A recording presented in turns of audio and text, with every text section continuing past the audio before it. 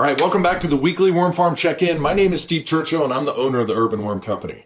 Last week, we checked in on our budget worm farm right here and finally got the population growth we've been looking for. We found plenty of worms on the surface, and when we grabbed handfuls from the top, we found an increasingly dense amount of worm meat. Now, we had given it a pretty good feeding of pureed food waste the week before, trying to draw those worms back up to the surface. But we did give ourselves some fruit flies, and we still had some recognizable chunks of food waste visible. So I decided to just give it a dusting of sand and worm chow, sand for the grit and worm chow, just to keep the worms a little fatter. And that was it, no real feeding. The boom in the population had pretty good timing because we're past Halloween now, and we're gonna have more than enough pumpkin feedings for these worms, which they're gonna love. And when I start my urban worm bag, which is right over here too, we're gonna give it its first real feeding using pumpkin. So I'm really excited for that. And speaking of that series, if you like these check-ins and want me to make more of them, please like this video, hit subscribe, and click that little bell to let you know every time we release a new video. And if you want the guidebook on how to start and manage your own budget worm farm like this one, please click this little arrow above my left shoulder or check the video description for a link to sign up to get the Worm Farm Roadmap. It's a real handy, easy to read PDF to get you started on the right foot. Okay, so let's open up the bin and see what's going on.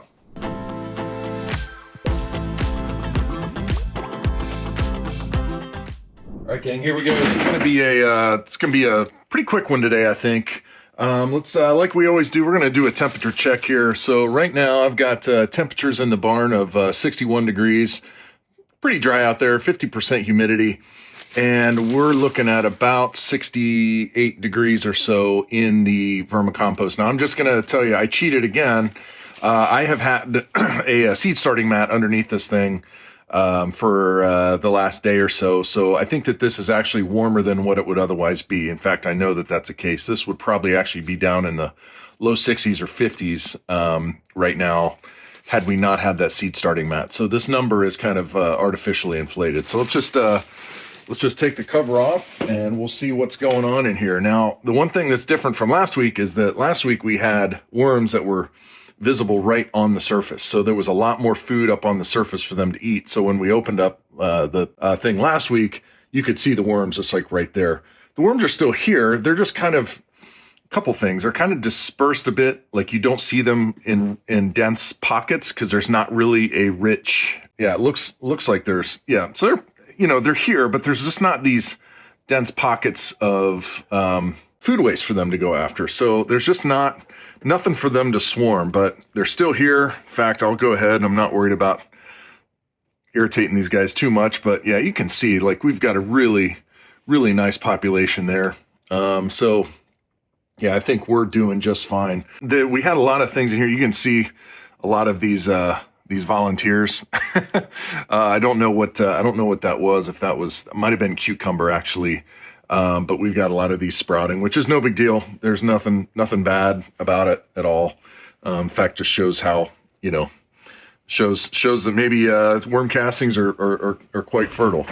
Yeah, things look good here. This just looks like kind of, I don't want to say finished vermicompost because you still have things that are not processed, but this is a bin that is ready to feed. So yeah, I can't help myself. I just get curious about seeing the worm populations here and just seeing how the food waste is breaking down. The one thing I'm not seeing is that broccoli stalks that seem to hang on forever. But I think this sort of fibrous stuff we're seeing here is kind of the last remnants of those broccoli stalks that seem to take forever to start to break down. But once they do break down, they break down pretty rapidly, like a lot of different food waste. It just seems to take broccoli stalks forever just because they're so fibrous. So we have blended food waste that we're going to put in here today. This is going to be similar to the feeding that we did a couple weeks ago. I'm just going to dump this stuff directly on the surface. Probably doesn't smell as bad as the stuff we put out there before. It's a little bit ripe, but what I think I'm smelling is some of that citrus that's in here. So this has got a decent amount of citrus. I did blend this stuff up, but that's a grapefruit peel there. Getting into grapefruit season here. But this is kind of a wet feeding, so I'm just going to go ahead and mix this with a good amount of paper waste. I generally don't love paper as a bedding. It kind of makes for a kind of a matted vermicompost, but let's use what we got. I don't want to always be using a commercial product like Pitt Moss or Coco Core. So try to be a little bit more purist with my vermicomposting, like I know a lot of you are. So I'm going to just mix this up a little bit, and I think we're going to end up drawing those worms back to the surface. So not rocket science what we're doing here, guys. Just blending up that food waste, mixing it with some paper, and we're going to let it go. Now, the one thing I'm probably going to do later this week is come out and look at the dryness of this. This is just dry bedding. There is a lot of water that's in this food waste that is going to be, well, it's already kind of broken down, right? Because we blended it, but it's going to release even more water. But this stuff is going to be super absorbent, and so I just want to make sure that we've still maintaining high enough moisture levels in the bin. So the other thing too, I'm just going to move this aside. And I've got our seed starting mat, which is currently plugged in. I'm going to put this back here. I just wanted to show you guys what size you're looking at. For a bin like we've got right now, the 10 by 25 inch mat is one of the standard sizes of seed starting bins or seed starting mats. And that is perfect for this. For the urban worm bag, which is right over there, the 20 by 25 or 20 by 20 is the right size. And so we'll be using that here shortly on that one too. So this thing's already plugged in. It's already producing heat, not a ton of heat, but enough heat to matter. And we're just going to move the bin right back on here and put the plastic back on. And we're going to call it a day.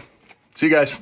All right, I hope you enjoyed that. So yeah, the worms had kind of dispersed around the bin since we really didn't have a rich food source for them to swarm this last week. Not that any of that's bad, it just kind of makes for a less entertaining worm farm. And it's been getting down into the 30s here at night, so the worms may have dug down to find a little bit of extra warmth. So based on that information, we did two things.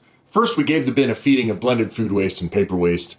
It was just time for them to get a good feeding. And secondly, we added that seed starting mat underneath the bin, which is definitely going to help to warm things up and get those worms and microbes a little more active. All right, thanks for watching. We're going to see you next week.